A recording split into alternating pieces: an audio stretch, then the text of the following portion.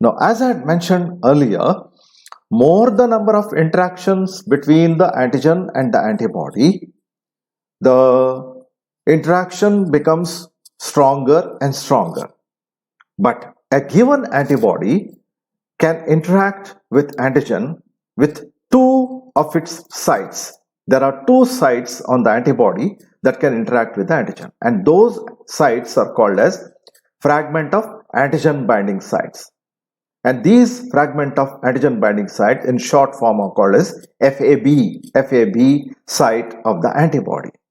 The FAB site of the antibody can interact with the antigen, and that interaction is similar to this chemical interaction. Let us presume that the FAB site of the antibody having the ionic residue as well as a hydrogen bond forming residue that will interact to give rise to that antibody antigen interaction, and that antigenic domain that interacts with the FAB site is called as antigenic epitope or antigenic determiner, and that determines the affinity of the antigen. And affinity of the antigen is determined by how many sites of the antigen will bind to the FAB site of the antibody. Okay, so more the affinity, greater will be the avidity. Avidity is degree of interaction, means stronger the interaction, that is stronger the affinity, greater will be the avidity. Now in this left hand diagram, they have shown the interaction of the antigen antibody with only one epitope. One can consider this as weak affinity. Compared to the second diagram, that is the middle diagram, where two epitopes of the antigens are simultaneously binding the FAB site of the antibody, which is stronger than the previous one. Now, if you go to the third diagram, that is to the extreme right, you will see that many antibody molecules are interact with different antigenic determiners. And these antibody molecules need not be of the same specific epitopes. These antibody molecules are not recognizing the same epitope or same determiner. Like as I had mentioned in my earlier slide, where you had seen that the bacterial antigen, that is VI antigen, O antigen and H antigen, can independently be recognized, or in the case of virus, S, that is spike glycoprotein, M, membrane protein or nucleoprotein, or hemagglutinin esterase, or the envelope small membrane protein E can be recognized as individual antigenic determiners, and the antibodies produced against that can interact like as shown in the right hand diagram, and that will result in strong avidity, very strong avidity. At the same time, it is also strong affinity. So the antigen antibody interaction is determined by number of interactions that take place between the epitope or the antigenic determiner with the antibody, and the antibody that has the FAB site specific for that antigen will interact with the antigen at the epitope or determiner region only, and this reaction is highly specific, and it is as good as you can compare with lock and key mechanism or the enzyme substrate reaction. So now affinity is just binding of the antigen with the antibody through an epitope, but strength of the affinity or strength of the avidity is determined by number of interaction.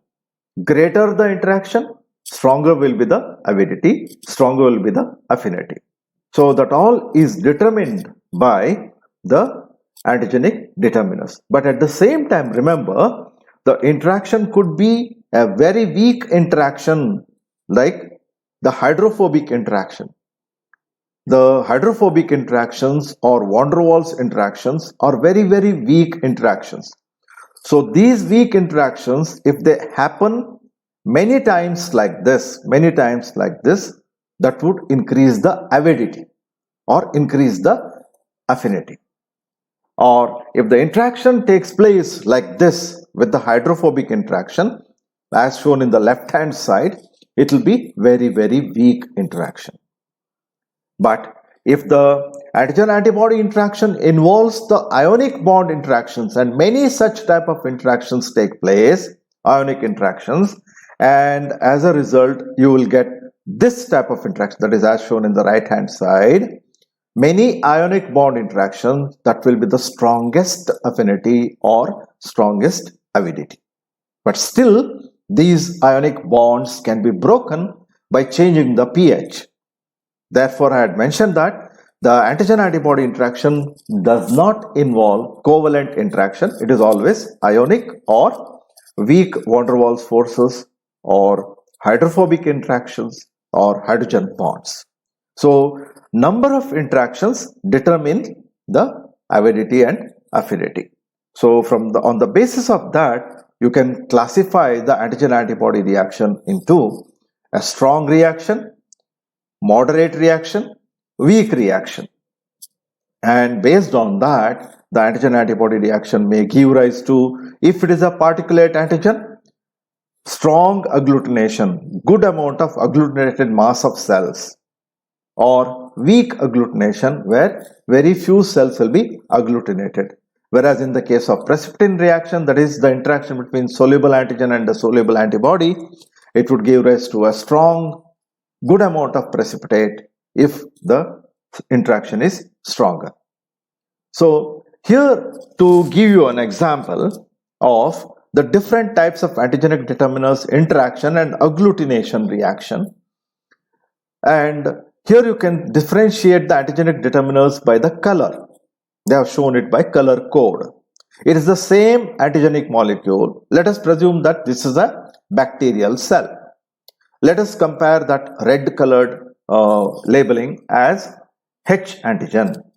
Let us take the blue colored labeling as the O antigen, okay, and the gray colored one as VI antigen. Now you see the interactions that are taking place here.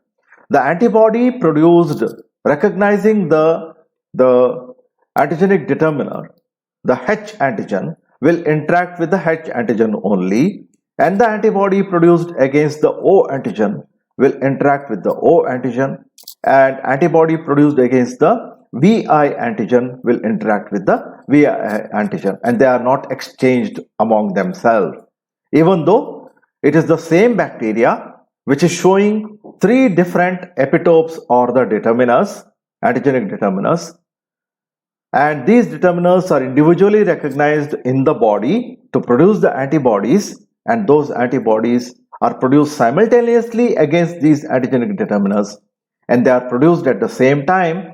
Therefore, they interact with the pathogen or the bacteria at the same time, and this type of interaction is called as polyclonal antibody interaction. Means these are the antibodies which are polyclonal, means each have a different clonal origin.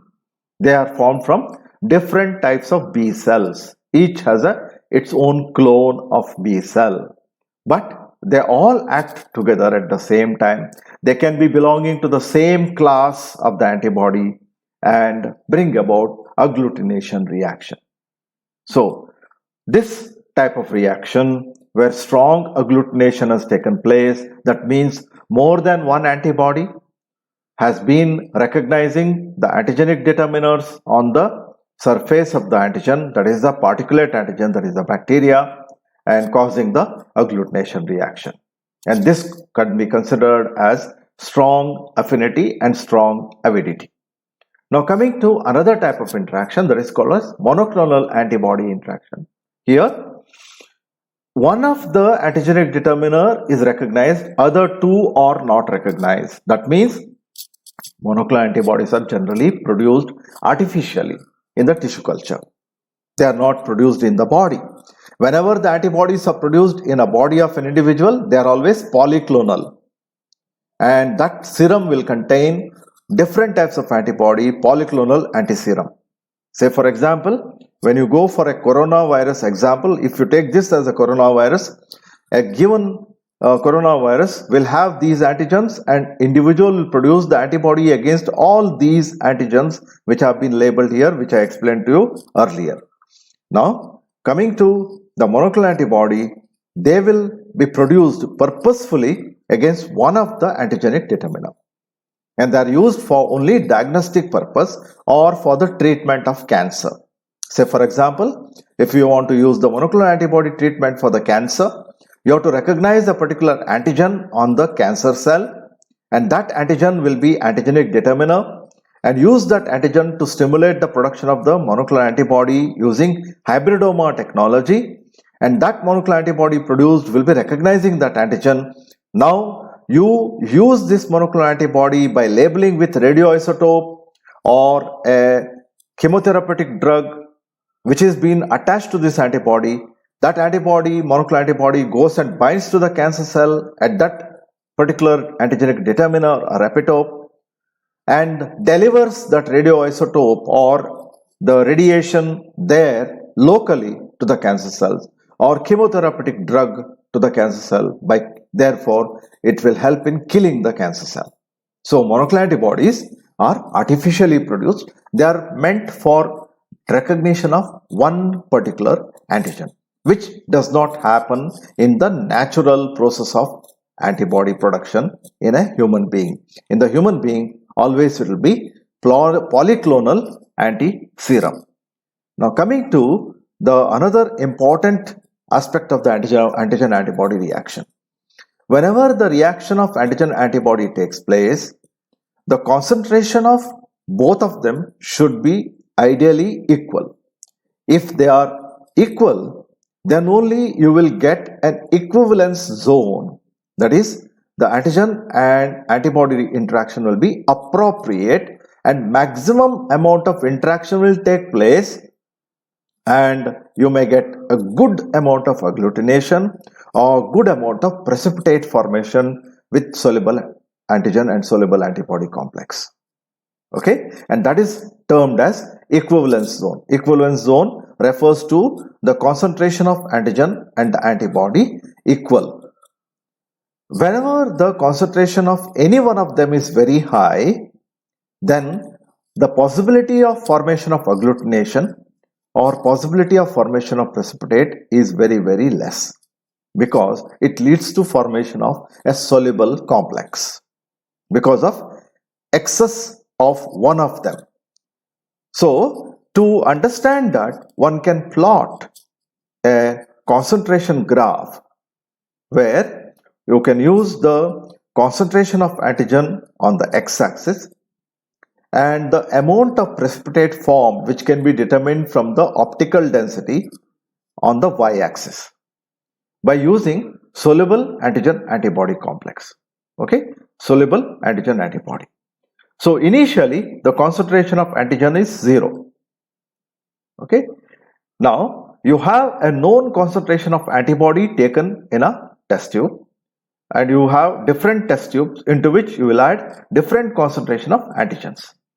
As you start increasing the concentration of antigens in each of those test tubes, the precipitate formation starts increasing in this manner, and it will reach a point which will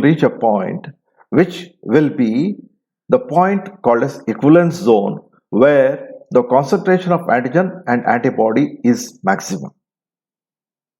Okay, in the test tube you have taken different concentration of antigens to which you are adding the unknown concentration of the antibody. As you start adding the antibody and take the optical density, it starts increasing steadily and come to a point where it will reach an equivalence zone where the concentration of antigen and antibody is equal. So therefore, in the initial stage, when the antigen concentration is low, as you start adding the antibody concentration is more. Then a point will be reached, equivalence zone, where the antigen antibody concentration is equal. Then it will move on to the other area where the concentration of antigen starts increasing, because you have increased the concentration of antigen, and the concentration of antibody that you are adding is the same in all the tubes. So therefore, in the other zone, the concentration of antigen becomes excess and the antibody concentration is less. So that is how diagrammatically it is shown here on the top. When the antigen is excess and the antibody is low, there will be no precipitation reaction or no agglutination reaction. Similarly, when the antibody concentration is high and the antigen concentration is low, there will be no precipitation reaction or agglutination reaction. The precipitation or agglutination reaction is maximum when the antigen antibody concentration is in the equivalence zone. So appropriately, this is the concentration that is required when anybody produces the diagnostic kit for the recognition of antigen and the antibody in the market. So therefore one has to take into consideration the equivalence zone of the antigen antibody reaction.